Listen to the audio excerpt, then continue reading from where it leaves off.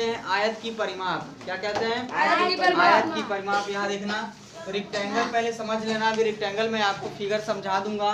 यानी कि इसको हम कहते हैं हिंदी में आयत, रेक्टेंगल को कहते हैं आयत। यानी कि आयत की परिमाप है भाई, आयत की परिमाप। तो परिमाप का मतलब भी मैं आपको समझा देता हूँ, परिमाप। यहाँ देखना ध्यान से, कोई दिक्कत, कोई प्रॉब्लम? तो रेक्टेंगल भी आपको समझा देता हूँ। रेक्टेंगल एक ऐसा चतुर्भुज है, मतलब एक ऐसा 4 साइड वाला फिगर है जिसकी सभी भुजाएं, आमने सामने की जो भुजाएं होती हैं बराबर होती हैं। समझ में आ गया? यहाँ देखो ध्यान से, यानी कि रेक्टेंगल एक ऐसा फिगर होता है, एक ऐसा क्लोज फिगर होता है, एक ऐसा बंद फिगर होता है जिसके सामने की दो भुजाएं, सामने की जो आमने सामने की जो दो भुजाएं होती हैं वो हमेशा बराबर होती है। समझ में आ रहा है?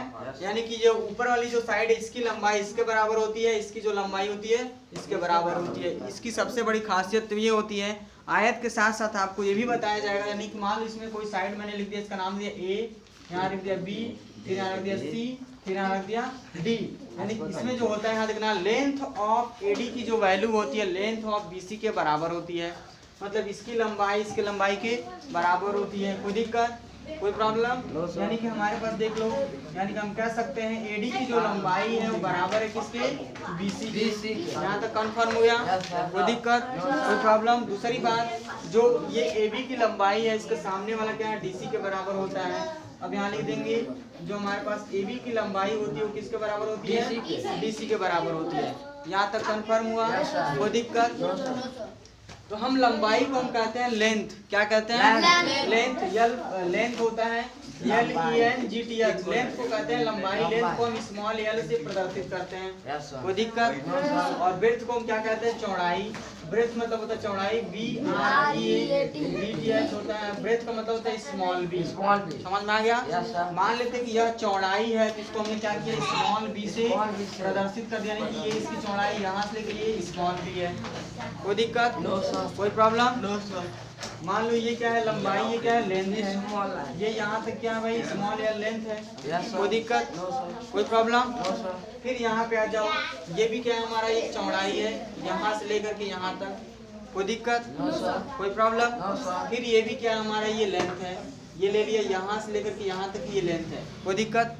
आयत में जो सबसे बड़ी खासियत ये होती है, जो इसके 4 शीर्ष होते हैं, मतलब कि जहाँ पे दो भुजा आकर के मिलती हैं उसको हम कहते हैं शीर्ष। आगे समझ में? कोई दिक्कत? इसको इंग्लिश में हम वर्टेक्स कहते हैं। क्या कहते हैं? वर्टेक्स कहते हैं, VERTEX। वर्टेक्स का मतलब होता है शीर्ष हो गया।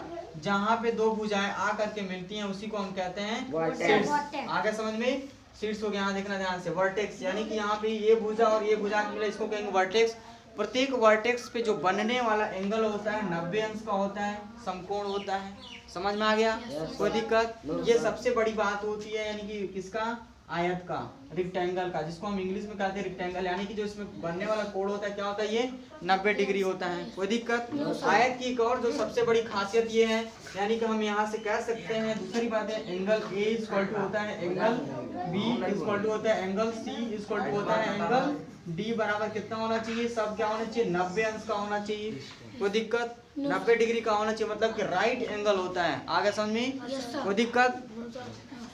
राइट एंगल होता है। दूसरी बात, इसकी जो दूसरी बात ये है कि जो दोनों साइड दिख रहे हैं आमने सामने की, जो इसकी साइड दिख रही है, यानी कि AD और क्या हमारा BC है। AD और BC के बीच का जो दूरी है हर एक पॉइंट पे, हर एक बिंदु पे क्या है? एक बराबर है। मतलब कि ये दोनों क्या होते हैं? यानी कि AD इज पैरेलल टू होता है BC। कोई दिक्कत? पैरेलल का मतलब हुआ कि अगर जितनी लंबाई यहाँ इसके बीच में उतनी ही लंबाई यहाँ पे भी हो, यहाँ पे भी हो, फिर यहाँ पे भी हो। समझ में आ रहा नहीं आ रहा है? यानी कि हर एक बिंदु पे जो आमने सामने की साइड है इसके बीच की जो दूरी होना चाहिए वो क्या होना चाहिए? बराबर होना चाहिए। समझ में आ गया? Equal distance in parallel side होता है एट एनी पॉइंट, किसी भी पॉइंट पे। यानी कि हम कह सकते हैं, यानी कि इसको हम लिख सकते हैं कि जो AD साइड है पैरेलल है किसके? BC के। यहाँ तक क्लियर हुआ? यानी कि AD साइड क्या है? पैरेलल है किसके? BC के। दूसरी कंडीशन में हम कह सकते हैं, यानी कि हमारे पास AB पैरेलल है, यानी कि AB, अब AB is parallel to DC। Parallel का मतलब ये हुआ कि AB और DC के बीच में यहाँ पे आ जाओ, यहाँ पे जितना ही दूरी होगा उतना दूरी यहाँ भी होगा, उतना ही यहाँ भी होगा, इतना ही यहाँ होगा। पैरेलल लाइन का मतलब ये होगा कि अगर इनको हम दूर दूर तक खींचे तो कहीं एक दूसरे को इंटरसेक्ट नहीं करेंगी, एक दूसरे को कट नहीं करती हैं, आगे समझे, प्रतिच्छेदित नहीं करती हैं। यही पैरेलल की सबसे बड़ी खासियत होती है। यानी कि हम कह सकते हैं कि A B is parallel to, यहाँ तक हम लिख सकते हैं, यानी कि ए बी इज जो पैरेलल टू हो जाता है हमारे पास क्या हो जाता है, डी सी हो जाता है। Any problem?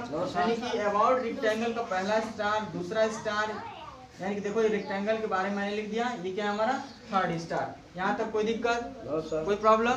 यहाँ तक क्लियर हुआ? अब यहाँ पे समझो रेक्टेंगल, इसका नाम क्यों पड़ा रेक्टेंगल, यहाँ पे इसका नाम क्यों पड़ा रेक्टेंगल, RECTANGLE। रेक्टेंगल का मतलब कि दो राइट एंगल ट्रायंगल को जब हमने जोड़ा, दो राइट एंगल ट्रायंगल को जब हमने जोड़ा तो जो फिगर हमारा बन के तैयार हुआ वो क्या बना, रेक्टेंगल बना। जैसे कि मान लो एक राइट एंगल ट्रायंगल ऐसे लिख लो, यानी कि 90 कोणांश के साथ एक त्रिभुज, समझ में आ गया। एक और त्रिभुज हमने लिया, वो भी 90 अंश के साथ लिया, यानी उसका नाम मान लो हमने ऐसे दे दिया, यानी ये है रेक्टेंगल। यानी कि इस दोनों त्रिभुज का नाम, जैसे कि मान लो इस त्रिभुज का नाम हमने रख दिया, यहाँ पे रखा ए, यहाँ पे इसका जो शीर्ष यहाँ रखा गया है बी, और इसका भी शीर्ष मान लो है बी, और यहाँ क्या है सी, और इसका भी नाम क्या है डी, और इसका भी नाम डी। जब दोनों को हमने जोड़ा तो फिर हमारा क्या मिल गया, ये वाला तैयार हो गया। समझ में आ गया? दो राइट एंगल ट्रायंगल को जोड़ने के बाद से जो हमारा चित्र बन के तैयार हुआ वो क्या हो गया, रेक्टेंगल हो गया। आगे समझे, रेक्टेंगल मतलब दो राइट एंगल ट्रायंगल को जोड़ने पर तैयार होने वाले फिगर को हम कहते हैं रेक्टेंगल। क्लियर हुआ? जिसको हिंदी में कहते हैं आयत। समझ में आ गया? अब हमें क्या पढ़ना है, इस आयत के बाद हमें पढ़ना है, अब कह रहे हैं कि इसका परिमाप। परिमाप का मतलब ये हुआ, जैसे मान लो कि हमारे पास एक आयताकार फील्ड है, आयताकार फील्ड मतलब समझो एक हमारा खेत है, समझ में आ गया। उस खेत के बाउंड्री के ऊपर अगर हम चारों तरफ चलना स्टार्ट करते हैं, जिसको हम कहते हैं मेड़, आगे समझ में आ गया। मान लो यहाँ ए से चलना स्टार्ट किया, चलते चलते चलते चलते चलते चलते चलते फिर ऐसे ए पर एक राउंड मैंने एक चक्कर मार लिया, समझ में आ गया। एक चक्कर जो हमने मार के यहाँ तक चला, या एक चक्कर जो हम चल के आते हैं, जितनी दूरी चल करके आते हैं उस दूरी को हम कहते हैं परिमाप। क्या कहते हैं? परिमाप, जिसको हम क्या कहते हैं इंग्लिश में पेरीमीटर। समझ में आ गया? पेरीमीटर का मतलब होता है परिमाप। Perimeter means length of boundary of a close figure. आगे समझ में, किसी क्लोज फिगर के बाउंड्री की जो लंबाई होती है उसी को हम कहते हैं पेरीमीटर। कोई दिक्कत, कोई प्रॉब्लम? इससे पहले हम आपको पेरीमीटर का डिफिनीशन बता दूंगा। यानी कि पेरीमीटर का मतलब it is the length of boundary of a close figure. आगे समझ में, कोई दिक्कत? अब देखना पेरीमीटर ऑफ रेक्टेंगल यहाँ से कैसे स्टार्ट करते हैं, मैं आपको पहले फॉर्मूला डिराइव करता हूँ। यहाँ देखना पेरीमीटर ऑफ रेक्टेंगल, कोई दिक्कत? यहाँ लिखेंगे पेरीमीटर ऑफ रेक्टेंगल, लेके चलते हैं RECTANGLE। यहाँ देखना, ए शोर नहीं, पेरीमीटर RECTANGLE ऊपर ऊपर। पेरीमीटर ऑफ हम यहाँ से लिखते हैं rectangle RECTANGLE। Perimeter of rectangle यहाँ से स्टार्ट करते हैं। यहाँ देखना, तो पेरीमीटर ऑफ जो हमारा रेक्टेंगल होता है, तो पेरीमीटर ऑफ रेक्टेंगल हम देख रहे हैं, यहाँ से क्या है हमारे पास, देख रहे हैं साइड क्या है AB है। कोई दिक्कत, कोई प्रॉब्लम? यहाँ से मैंने लिख लिया AB। अब यहाँ से सबसे पहले जब स्टार्ट करेंगे तो यहाँ लिख देंगे AB। कोई दिक्कत, कोई प्रॉब्लम? मान लो AB के बाद हमने चल के आया, AB के बाद से फिर आया हमने क्या, यहाँ से लिख दिया BC। समझ में आ रहा है? तो फिर हमने यहाँ पे लिख दिया BC, मतलब BC की जो लंबाई होगी उसको जोड़ेंगे कि नहीं जोड़ेंगे? जोड़ेंगे।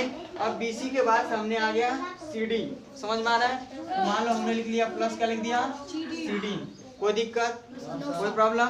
अब CD के बाद हम आते हैं DA, अब प्लस यहाँ लिख देंगे DA। यहाँ तक कंफर्म हुआ? कोई दिक्कत, कोई प्रॉब्लम?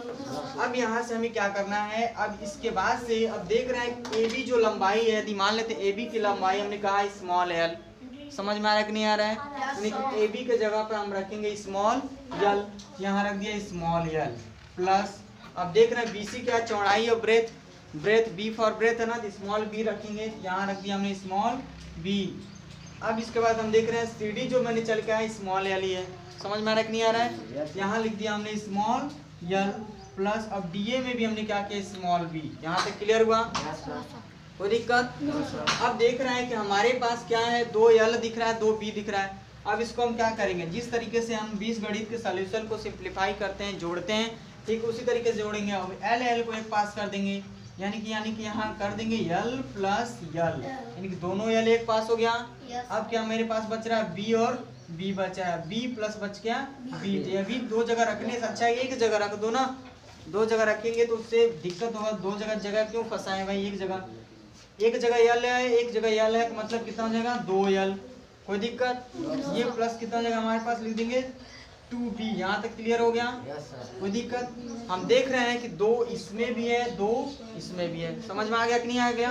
दोनों में से 2 को हम क्या करेंगे कॉमन निकाल देंगे, मतलब कि 2 को हमने इस तरीके से रखा, 2 को ब्रैकेट में रखने के बाद यहाँ लिख देंगे यल प्लस कितना हो जाएगा b, कोई दिक्कत।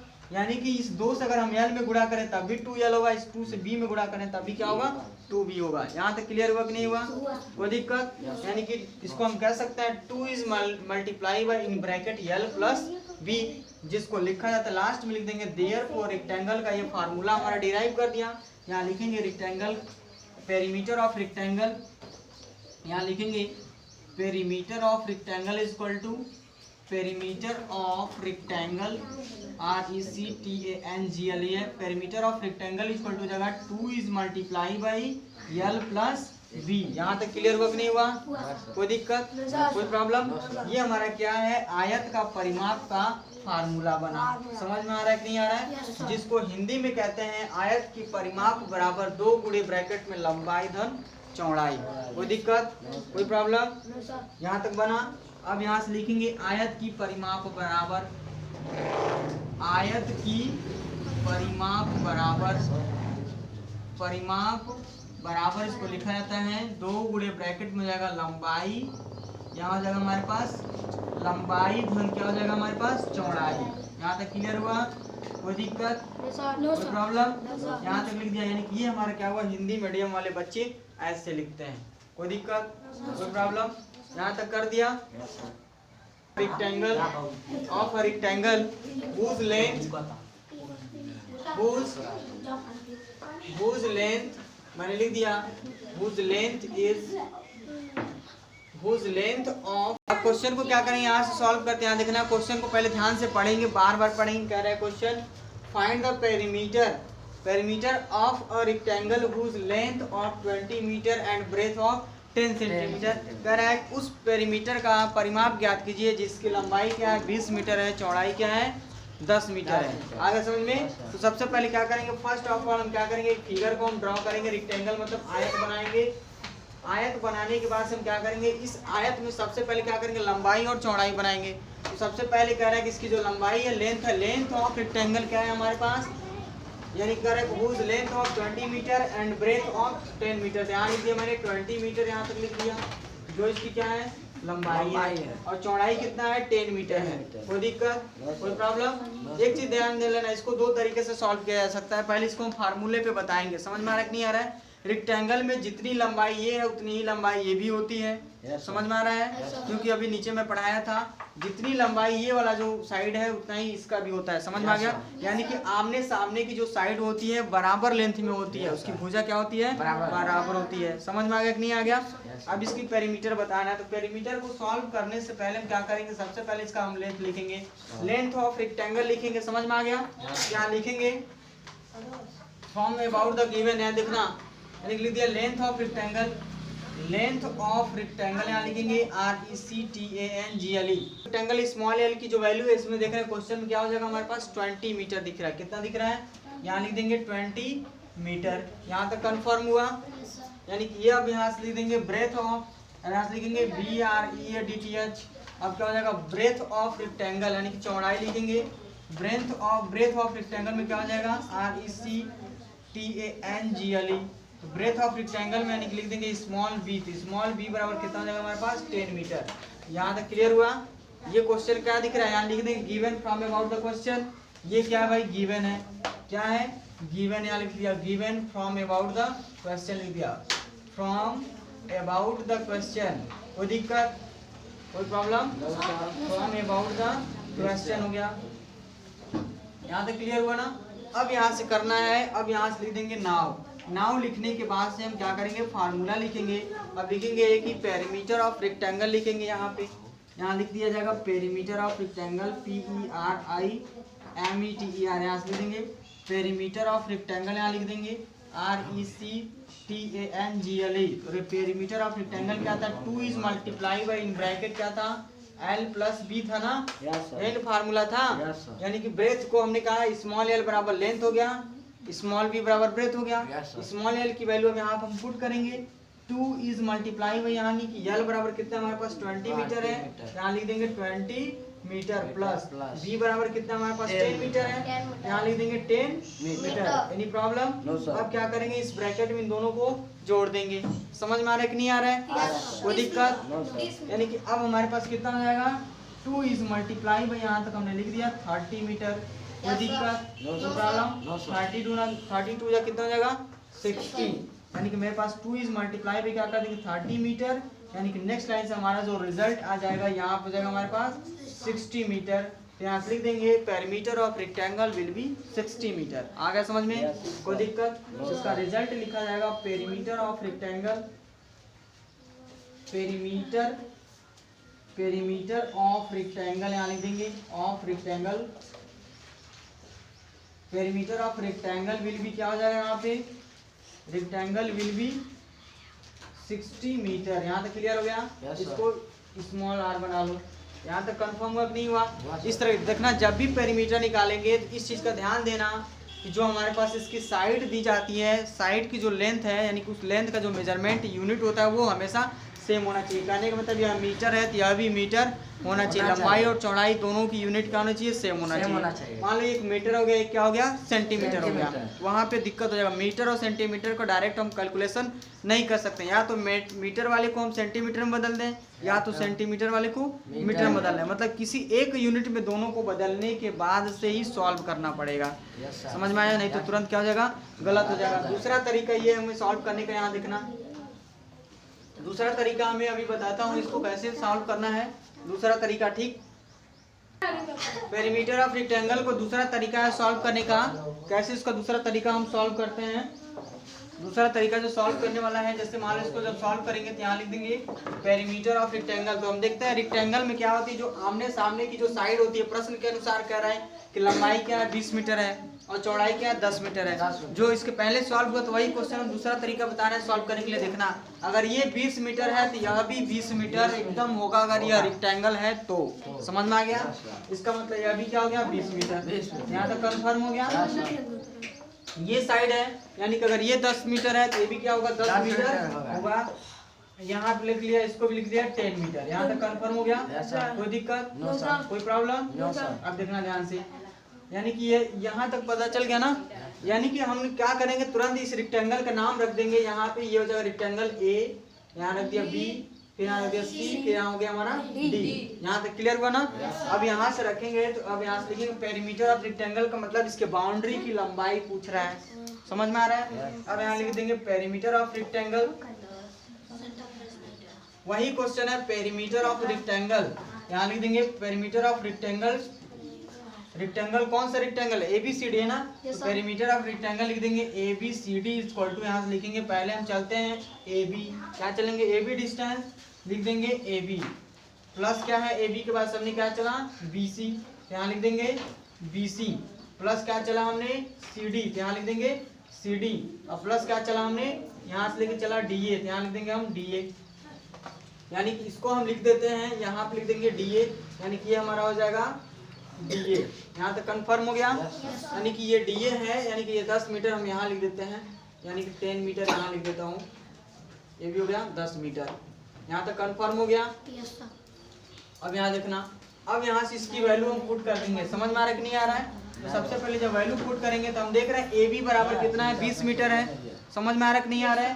तो यहाँ रख देंगे 20 मीटर प्लस, फिर अब AB के पास अगला BC है, यानी कि B से लेकर C तक है, ये कितना है 10 मीटर है, तो यहाँ रख देंगे 10 मीटर प्लस 10 मीटर के पास क्या दिख रहा है CD, यानी कि CD इक्वल टू कितना है 20 मीटर है, तो यहाँ लिख देंगे 20 मीटर प्लस क्या है CD के पास क्या है हमारे पास DA है।